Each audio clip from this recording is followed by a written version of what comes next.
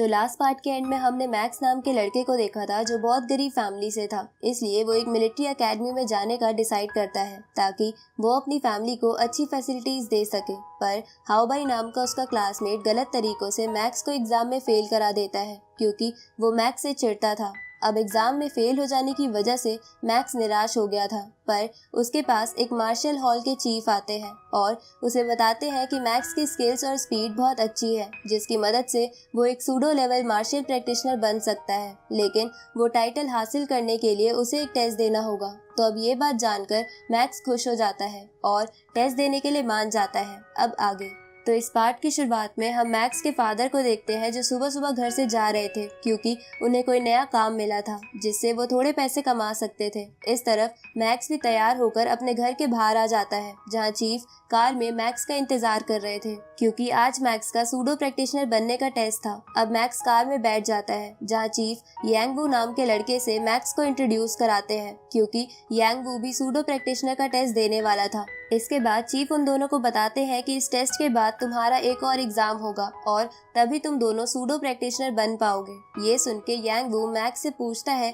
कि क्या तुमने सोचा है कि तुम सूडो प्रैक्टिशनर का एग्जाम पास करने के बाद क्या करना चाहते हो, क्योंकि इस एग्जाम को पास करने के बाद तुम्हारे पास 4 रास्ते होंगे, जिसमें पहला कि तुम मिलिट्री ज्वाइन कर लो और कंट्री को प्रोटेक्ट करो, दूसरा मार्शल आर्ट हॉल ज्वाइन करके स्टूडेंट्स को सिखाओ और खुद सीखो, तीसरा सिक्योरिटी कंपनी ज्वाइन कर लो, या फोर्थ सोशल वर्क करो। ये सुन के मैक्स यांग वू से कहता है कि मैंने अभी कुछ नहीं सोचा है, जिस पर यांग वू कहता है कि मैं तो मार्शल आर्ट हॉल ही ज्वाइन करूंगा। तभी चीफ बोलते हैं कि अगर कोई अच्छा practitioner martial art hall join करता है तो हम उसको रहने के लिए एक विला और 2.5 लाख रुपीस मंथली सैलरी देते हैं। ये सुन के मैक्स अपने पेरेंट्स के बारे में सोचता है कि इतने पैसों से उसकी फैमिली आराम से रह सकेगी। तभी उसे ईवा की याद आती है जिसे दूसरी एकेडमी में एडमिशन मिल गया था, इसलिए मैक्स को लग रहा था कि वो अब उससे कभी नहीं मिल पाएगा। इस तरफ हम ईवा को देखते हैं जो स्टूडेंट्स को एकेडमी के एक और टेस्ट के लिए एग्जाम फॉर्म दे रही थी, पर ईवा जब वहाँ मैक्स को नहीं देखती तो वो थोड़ा दुखी हो जाती है।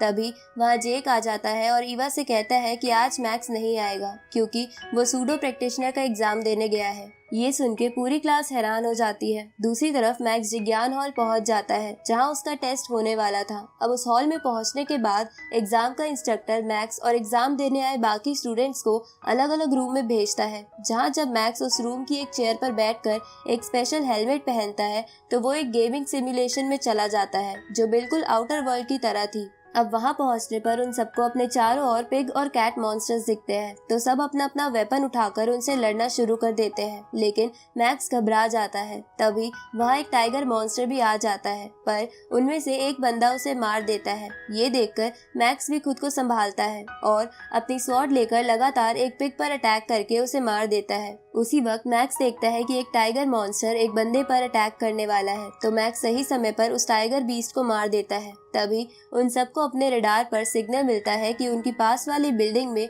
एक बहुत खतरनाक मॉन्स्टर है। इधर हम मैक्स के फादर को देखते हैं जो अपने दोस्तों के साथ एक घर में सामान शिफ्ट करने का काम करने आए थे, पर वो घर हाओबाई का था। दूसरी तरफ वो सब उस बिल्डिंग में आ जाते हैं जहां उनका डेंजर इंडेक्स 500 पहुंच जाता है, जिसका मतलब था कि आसपास कोई ई रैंक मॉन्स्टर है। तभी उन सब पर एक बड़ी सी गोल्डन ईगल अटैक करती है, तो वो सब बिल्डिंग से बाहर आ जाते हैं और अपने वेपन से उस ईगल पर अटैक करते हैं, लेकिन उन सब के वेपन ही टूट जाते हैं क्योंकि उस ईगल के फेदर बहुत ज्यादा शार्प और स्ट्रॉन्ग थे। अब वो ईगल एक एक कर उन सबको मार देती है। ये देखकर मैक्स को गुस्सा आ जाता है और वो अपनी स्वॉर्ड लेकर ईगल की तरफ बढ़ता है, तो ईगल मैक्स पर अपने शार्प फेदर से अटैक करती है, लेकिन मैक्स उनसे बच के ईगल पर चढ़ जाता है और अपनी स्वॉर्ड उस ईगल के सर में घुसा देता है। पर इससे वो ईगल नहीं मरती बल्कि और भी गुस्सा हो जाती है और मैक्स को भी मार देती है, जिसकी वजह से मैक्स सिमुलेशन से बाहर आ जाता है और उसे लग रहा था कि वो इस टेस्ट में फेल हो गया है। पर इंस्ट्रक्टर मैक्स को बताता है कि उसने एग्जाम क्लियर कर लिया है क्योंकि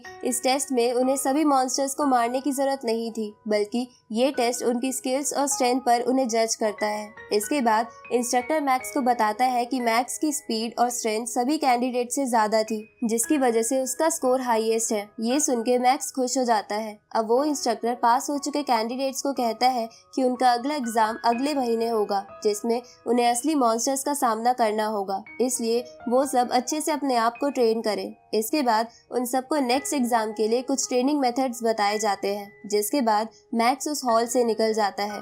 इधर हम हाओ बाई के घर को देखते हैं, जहां हाओ बाई मैक्स के फादर को धक्का मारता है और उन पर झूठा आरोप लगाता है कि उन्होंने उसके घर का एक फर्नीचर तोड़ दिया है। ये सुन के मैक्स के फादर के दोस्त हाओ बाई से कहते हैं कि वो फर्नीचर पहले से ही टूटा हुआ था, पर हाओ बाई उनकी नहीं सुनता और उन सबको अपने गार्ड से पिटवाता है। पर तभी वहाँ मैक्स आ जाता है, जो अपने फादर को घर ले जाने आया था। पर मैक्स अपने पेरेंट्स को पिटता हुआ देखकर गुस्सा हो जाता है और हाओ बाई उसे और गुस्सा दिलाता है, क्योंकि वहाँ चारों तरफ सीसीटीवी कैमरास लगे हुए थे। अब मैक्स गुस्से में उन गार्ड्स को बहुत मारता है और उनके हाथ पैर तोड़ देता है। साथ ही मैक्स हाओ बाई को भी बहुत पीटता है। पर तभी वहाँ पुलिस आ जाती है, जिन्हें हाओ बाई आधी सीसीटीवी फुटेज दिखाकर मैक्स को अरेस्ट करवा देता है। लेकिन ये सब ईवा भी देख लेती है, जो वहीं से गुजर रही थी, और उसे मैक्स की चिंता होने लगती है। आगे मैक्स को जेल में डाल दिया है, जहां एक पुलिस वाला मैक्स के फादर को बताता है कि हम मैक्स के केस को और इन्वेस्टिगेट करेंगे और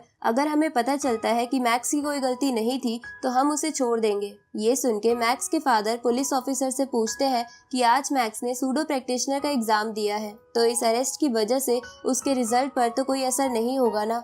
अब सूडो प्रैक्टिशनर एग्जाम सुनकर ऑफिसर चौंक जाता है। इधर सेल में एक ताकतवर गुंडा मैक्स से उसकी मसाज करने को कहता है, पर मैक्स इसके लिए मना कर देता है, जिसकी वजह से वो गुंडा गुस्सा हो जाता है और मैक्स पर अटैक करता है। पर मैक्स उसके अटैक से बच जाता है। पर मैक्स ये समझ जाता है कि उस गुंडे की स्ट्रेंथ बहुत ज्यादा है, इसलिए मैक्स उस गुंडे के अटैक से बचते हुए उसे बहुत मारता है। तो वो गुंडा मैक्स से माफी मांग लेता है। तभी सेल का एक कैदी मैक्स से कहता है कि तुम्हें यहाँ लड़ाई नहीं करनी चाहिए, क्योंकि अगर एक बार तुम पर पक्का केस बन गया तो तुम सूडो एग्जाम से बाहर हो जाओगे। दूसरी तरफ हम हाओ बाई को देखते हैं, जो बार में एक बंदे से मिलता है और उसे बताता है कि एक लड़के ने हाल ही में मुझे और मेरे दोस्तों को पीटा था, साथ ही उस लड़के ने मुझे परेशान कर रखा है। ये सुन के वो बंदा हाओ बाई से बोलता है कि तुम तो मार्शल आर्ट हॉल के स्टूडेंट हो, तो तुम उससे कैसे हार गए। जिस पर हाओ बाई उसे बताता है कि मैक्स बहुत ताकतवर है और उसने आज ही सूडो प्रैक्टिशनर एग्जाम भी दिया है। अब प्रैक्टिशनर एग्जाम का नाम सुन के वो बंदा वहाँ से जाने लगता है, क्योंकि वो इस मामले में नहीं पढ़ना चाहता था। तो हाओ बाई उस बंदे से कहता है कि मैं तुमसे कुछ नहीं करवाना चाहता, बल्कि मैं चाहता हूँ कि तुम्हारे कुछ लोग जेल में मैक्स से लड़कर हंगामा करें, ताकि मैक्स सूडो प्रैक्टिशनर एग्जाम से बाहर हो जाए। पर ये बात भी सुनकर वो बंदा इसके लिए मना कर देता है। तो हाओ बाई ये बात अपने अंकल को बताता है, तो उसके अंकल इस काम के लिए जेल में कैद एक किलर को हायर करते हैं, जिसने एक बार सूडो प्रैक्टिशनर एग्जाम क्लियर कर रखा था, यानी वो किलर बहुत ताकतवर था। अब वो अंकल उस किलर को इस काम के बदले मार्शल प्रैक्टिशनर की टाइगर टीम में शामिल करने का वादा करते हैं, तो वो किलर इस काम के लिए मान जाता है। इस तरफ वो पुलिस ऑफिसर मैक्स के सूडो एग्जाम वाली बात जेल के डायरेक्टर को बताता है, जिसे सुनकर डायरेक्टर को लगने लगता है कि मैक्स को किसी ने फंसाया है, ताकि मैक्स सूडो एग्जाम से बाहर हो जाए। तभी उस डायरेक्टर को ईवा का कॉल आता है और ईवा उसे सुबह वाली फाइट के बारे में कुछ बताती है। दूसरी तरफ हम चीफ और उस इंस्ट्रक्टर को देखते हैं, जो उस किलर के बारे में ही बात कर रहे थे, क्योंकि उस किलर ने अपने सूडो प्रैक्टिशनर एग्जाम में कई कैंडिडेट्स को मार दिया था, जिसकी वजह से वो अभी जेल में था। आगे चीफ और प्रैक्टिशनर सूडो एग्जाम के सभी कैंडिडेट्स की स्किल चेक करने लगते हैं, जहां मैक्स की प्रोफाइल देखकर इंस्ट्रक्टर चीफ से कहता है कि वैसे तो इसकी स्पीड और स्ट्रेंथ बहुत अच्छी है, पर ये पहली बार सूडो एग्जाम दे रहा है, इसलिए इसे एग्जाम क्लियर करने में बहुत डिफिकल्टी आएगी। पर तभी वहाँ खड़ा वो वॉरियर जिसने मैक्स की जान बचाई थी, इंस्ट्रक्टर से कहता है कि मैक्स वो एग्जाम आराम से क्लियर कर लेगा, क्योंकि जब मैक्स सूडो प्रैक्टिशनर एग्जाम दे रहा था तब मैं भी वो टेस्ट देख रहा था और मैंने मैक्स के अंदर बहुत ही ताकतवर स्पिरिचुअल पावर महसूस की थी। ये सुन के इंस्ट्रक्टर चौंक जाता है। इधर हम मैक्स को देखते हैं, जिसे चीफ की एक बात याद आती है, जिसमें चीफ ने पास हुए कैंडिडेट्स को बताया था कि मार्शल प्रैक्टिशनर में कुछ रेयर प्रैक्टिशनर्स भी होते हैं जिनके पास स्पिरिचुअल पावर होती है। साथ ही वो प्रैक्टिशनर्स ऑर्डिनरी प्रैक्टिशनर से 2 गुना ताकतवर होते हैं और ऐसे लोगों को स्पिरिचुअल मास्टर कहा जाता है, जिनके अंदर एक स्पेशल एनर्जी छुपी होती है, जिसे वुजिंग क्यान नाम के एक मेथड से बाहर लाया जा सकता है। पर ऐसी एबिलिटी बहुत कम लोगों में ही पाई जाती है। अब ये सब याद करने के बाद मैक्स मेडिटेट करते हुए उस मेथड को ध्यान में रखते हुए अपनी स्पिरिचुअल एनर्जी बाहर लाने की कोशिश करता है, लेकिन मैक्स ठीक से फोकस नहीं कर पा रहा था। तो मैक्स सेल के दोनों कैदियों को डरा के बिल्कुल चुप करा देता है और अपने हार्ट को शांत करके फिर से कोशिश करता है, जहां वो इस बार अपनी स्पिरिचुअल एनर्जी को बाहर लाने में कामयाब हो जाता है। लेकिन तभी मैक्स के सेल के बाहर से वही किलर गुजरता है और उसके सेल में एक अजीब गैस डाल देता है, जिसकी वजह से मैक्स को इल्यूजन होते हैं और उसका फोकस फिर से टूट जाता है और यहीं पर ये पार्ट खत्म होता है।